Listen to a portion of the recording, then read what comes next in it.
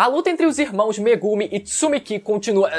a luta entre Sukuna e a feiticeira Yorozu nos corpos do Megumi e da Tsumiki continua e novas habilidades foram apresentadas de ambos os lados, com o Sukuna explorando cada vez mais o potencial da técnica das 10 sombras de uma forma que o Megumi jamais sonhou em fazer, galera. Vamos lá, estamos chegando no clímax dessa batalha, o capítulo que vem já deve ser o final dessa batalha, mas vamos aqui continuar analisando o que está acontecendo nos momentos atuais de Jujutsu nesse capítulo 218, não antes de pedir para você conferir a sua inscrição no canal, galera. A gente tá a um passo de alcançar a marca de 700 mil inscritos, então lembra de conferir sua inscrição, praticamente toda semana tá tendo vídeo sobre Jujutsu aqui no canal, e lembra também de conferir se o sininho também tá ativado para sempre saber quando tiver vídeo novo, beleza? E nesse vídeo eu queria fazer um pedido mais que especial para vocês. Esse ano eu tô participando, eu tô concorrendo no prêmio IBEST, galera, nas categorias de TV, cinema e streaming. Então você que curte os vídeos aqui do canal, seja de Jujutsu ou qualquer outro anime ou mangá, lembra de tirar 30 segundinhos, aproveita e já corre lá rapidinho, já volta pro vídeo pra fazer a sua votação e me ajudar a ganhar esse prêmio, galera. Vamos lá com tudo, galera, vamos fazer um movimento absurdo. Então além dos 700k, a gente também tem essa outra missão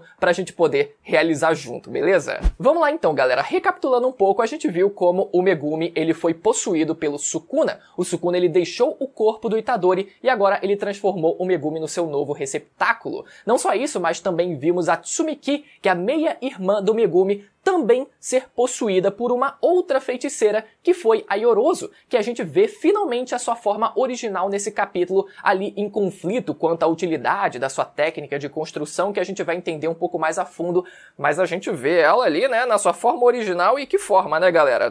A gente nunca tinha visto ela na sua forma original, só na aparência da própria Tsumiki que ela tinha possuído, mas agora a gente vê que, bom, ela também é uma mulher formosa, né? Uma mulher formosa ali, bom, tá bem esculpida. A gente vê o narrador dizendo como a Yorozu, ela tinha um problema com a sua técnica de construção, que apesar dela ser muito poderosa energeticamente, ela também consumia muita energia amaldiçoada. E foi aí que ela chegou na conclusão, quando ela começou a reparar numa categoria muito específica e muito seleta de seres vivos no mundo de Jujutsu, que são os insetos. Ela começou a reparar como existia borboletas que atravessavam os oceanos, como existiam vespas que podiam voar uma distância de 100 km por dia, que existiam insetos que podem levantar centenas de vezes o próprio peso. Então, insetos foram a solução. E daí ela criou a sua armadura feita de um emaranhado de características de insetos, porque insetos proporcionalmente a gente sabe que são um demônio. Se eles tivessem o nosso tamanho, eles aniquilariam a raça humana praticamente. A gente sabe disso. O que me fez até lembrar de um outro mangá, que é um mangá chamado de Terraform Mars, que eu gostava muito de ler alguns anos atrás, onde os seres humanos, eles vão habitar Marte, etc, né? E eles inserem DNA de outros seres vivos nos seus próprios corpos para que eles possam usar as características desses animais e até mesmo se transformar parcialmente nesses animais. E a principal escolha da maioria dos personagens, pelo menos, né, dos principais personagens, eram de fato insetos. O que faz muito sentido porque eles ganhavam habilidades muito poderosas fisicamente. Então dessa forma a Yorozu consegue otimizar o uso da sua energia amaldiçoada e a gente vê na prática ela rebocando o Sukuna e depois implorando, né, para ele usar os seus cortes nela. Corte, pelo amor de Deus, ela deseja ser cortada por ele numa mistura de amor com dor, né? Aquela coisa, o paixão está próxima da dor, né? A linha é muito tênue, as coisas elas se confundem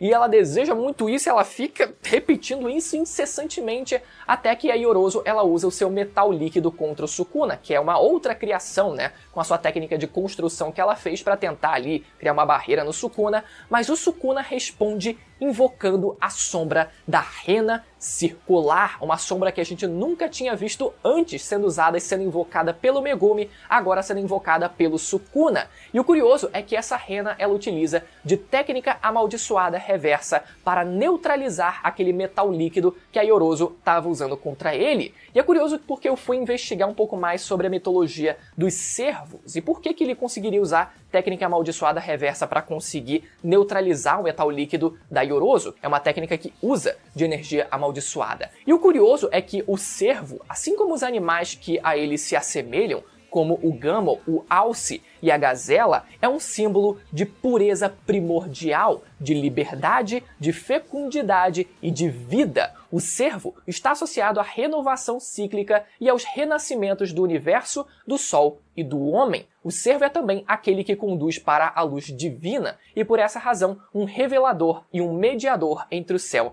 e a terra. Então é por isso que a gente vê a rena aqui sendo invocada pelo Sukuna, sendo capaz de curar, né? Sendo capaz de usar técnica amaldiçoada reversa para neutralizar uma técnica feita de energia amaldiçoada que é essencialmente negativa, essencialmente demoníaca amaldiçoada, como o próprio nome diz. Depois o Sukuna invoca mais uma sombra que foi o touro perfurante, outra sombra completamente inédita que ele usa para rebocar a Yorozu ali, né? Responder, depois que ele foi rebocado por ela, responder com o touro perfurante. E o touro, olha só, depois a gente vê que existe uma regra muito específica para ele, que esse touro perfurante ele só se move em linha reta, mas quanto maior a distância que ele pega, maior o poder ofensivo. Faz muito sentido, né? Ele se move como se fosse uma torre, né? No tabuleiro de xadrez. E a gente vê ele só se movendo em linha reta aqui para ganhar mais potência, e essa é a limitação em troca, né, da potência que ele ganha a favor disso. Nisso a gente tem uma explicação bem longa por parte do narrador que explica pra gente que o Sukuna propositalmente não estabilizou as sombras dos cães divinos lá capítulos atrás, ou seja, não invocou eles nas suas formas completas. Por isso, eles assumiram uma forma mais minimalista de sombra, e não aquela forma completa que a gente estava acostumado a ver sendo invocada pelo Megumi. O Sukuna ele fez isso, primeiro, para que ele tivesse uma maior liberdade de alcance com as sombras, poder moldar elas e etc, né, da forma que ele quisesse, mas principalmente evitar que as sombras pudessem ser destruídas, caso elas recebessem um dano fatal, já que elas não teriam sido invocadas no seu 100%, né, 100% das suas formas.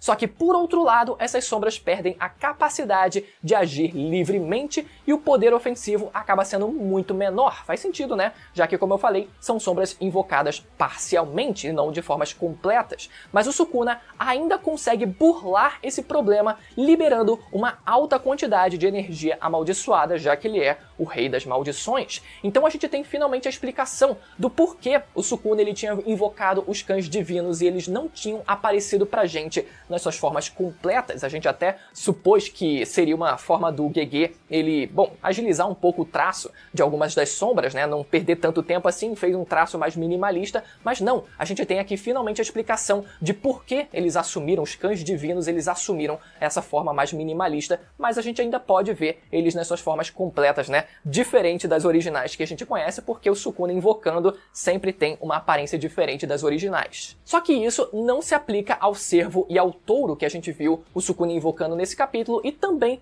não se aplica ao Nue que a gente viu o Sukuna invocando capítulos atrás. No caso dessas três sombras, eles foram invocados nas suas formas completas, então sim, eles estavam sim suscetíveis a serem destruídos, diferente dos cães divinos que o Sukuna ele utilizou capítulos atrás, e até nesse próprio capítulo também. Em seguida vemos o Sukuna invocar os coelhos, galera, outras sombras que o Megumi ele também consegue invocar lá para eles irem em cima da Yorozu como uma distração, só que nesse caso, o curioso é que os coelhos, eles têm a mesma aparência dos originais, mesmo depois de ter sido invocados pelo Sukuna, o que normalmente, né, faz com que eles assumam uma aparência diferente pelo Sukuna ele ser mais poderoso, ter uma quantidade de energia muito maior do que o Megumi originalmente possui, eles estão adquirindo todas essas sombras aparências únicas. Claro que a gente não tem um comparativo exato quando se trata dessas sombras inéditas que ele está invocando, mas pelo menos as que a gente já tinha visto anteriormente, elas têm assumido características únicas, aparências únicas,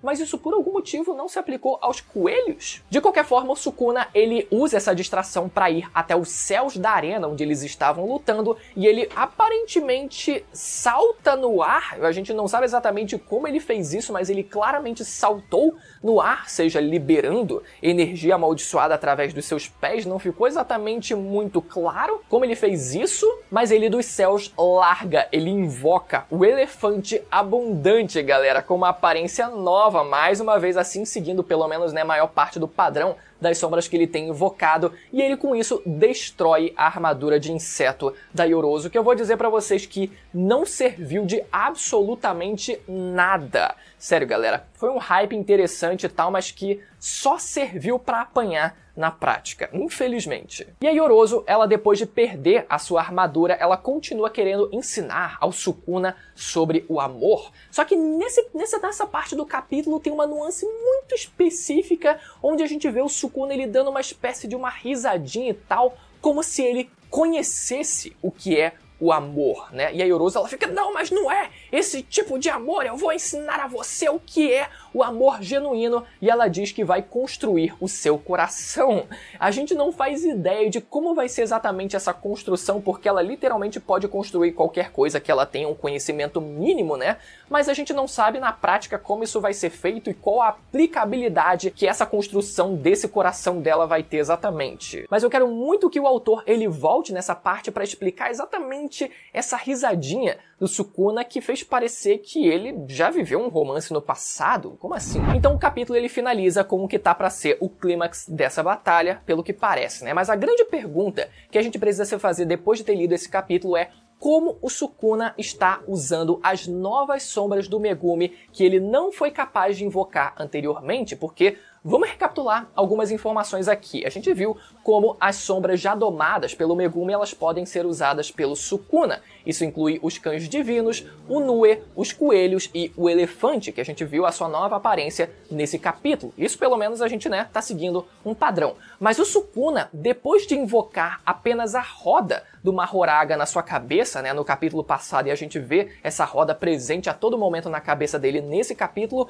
foi capaz também de invocar sombras inéditas, que o Megumi nunca chegou a executar o ritual antes e nem sequer domar essas sombras e poder utilizá-las na prática, como a gente viu com o caso do touro e no caso da rena. Então, como ele está usando essas novas sombras que o Megumi, até onde a gente sabe, nunca chegou a realizar o ritual em cima deles antes? O que a gente sabe é que o Sukuna ele chegou a derrotar o Mahoraga no passado, né, no arco de Shibuya, quando o Megumi ele invocou durante o arco e o Sukuna ele entra de penetra no ritual e derrota o Mahoraga, mas isso não configura o Sukuna como alguém que chegou de fato a domar o Mahoraga, porque já foi dito que você precisa domar a sua sombra num X1, você precisa realizar o ritual e você precisa domar aquela sombra num X1. É isso que faz você conseguir domar aquela sombra e depois você conseguir utilizar. Então mesmo que o Sukuna ele tenha derrotado o Mahoraga, não foi ele que realizou o ritual e ele não estava sozinho dentro do ritual. E a gente já viu o Megumi ele dizer que se você tiver com mais de uma pessoa dentro do ritual, mesmo que a sombra ela seja derrotada, o ritual ele não é concluído, você não consegue domar aquela sombra. Então o Sukuna teoricamente não tem controle do Mahoraga ainda. E sobre o Mahoraga, apesar da gente saber que ele é a sombra mais poderosa de todas, nunca foi dito que ele tem a habilidade de comandar as demais sombras. Então por que o Sukuna ele depois de ter invocado aquela roda do Mahoraga acima da sua cabeça, ele tá conseguindo domar outras sombras também, né? Sombras inéditas. E é aqui que a gente precisa investigar a fundo sobre o significado da roda que existe nas costas do General Divino, né? Essa roda, que foi só o que o Sukuna ele invocou, ela representa o Dharma, que o Mahoraga defende do mal. O Dharma, galera, é uma palavra que significa aquilo que se mantém elevado. É uma espécie de guia para a pessoa alcançar a verdade e a compreensão da vida. Perceber e viver de acordo com o seu próprio Dharma é a chave para a iluminação e para uma vida plena. Ou seja, o Sukuna ele não invocou o Mahoraga por completo, mas ele invocou somente a roda que era protegida pelo Mahoraga, que ficava ali nas costas do Mahoraga. E o significado dessa roda, pelo que a gente viu aqui, traz a iluminação, traz um conhecimento de vida muito maior, faz você quase ali transcender de certa forma, e com isso, se a gente for traduzir para dentro do universo de Jujutsu, possa ter sido um atalho que o Sukuna ele encontrou para que ele possa controlar as outras sombras sem precisar realizar o ritual antes. Particularmente eu acho que faz algum sentido se a gente considerar essa interpretação, mas ao mesmo tempo eu ainda fico com o pé atrás e achei, né, um atalho meio safado por parte do autor. Mas como eu falei, faz algum sentido se a gente usar essa interpretação. A gente só não sabe se isso vai se aplicar ao próprio Mahoraga. Pode ser que, né, isso se aplique só às sombras mais fracas e contra o Mahoraga ele precisa executar o ritual tradicional mesmo, como a gente conhece. Enfim, galera, vamos ver o desfecho dessa batalha no capítulo que vem, mas antes de você sair, lembra mais uma vez de conferir a sua inscrição no canal pra gente poder bater a marca de 700 mil inscritos, que no momento atual está faltando menos de 5 mil, e lembra de conferir o link na descrição e no comentário fixado pra você ir lá ajudar na votação pra gente poder conseguir entrar no pódio do Prêmio IBEST, beleza? Se você ainda ficou com alguma dúvida em relação a tudo que tá acontecendo nos momentos atuais de Jujutsu, vai aparecer na tela agora o review do capítulo passado e também a minha análise completa do trailer da segunda temporada de Jujutsu Kaisen, se você quiser ficar mais a fundo do que tá por vir no mês de julho. Beleza? Até a próxima. Tchau.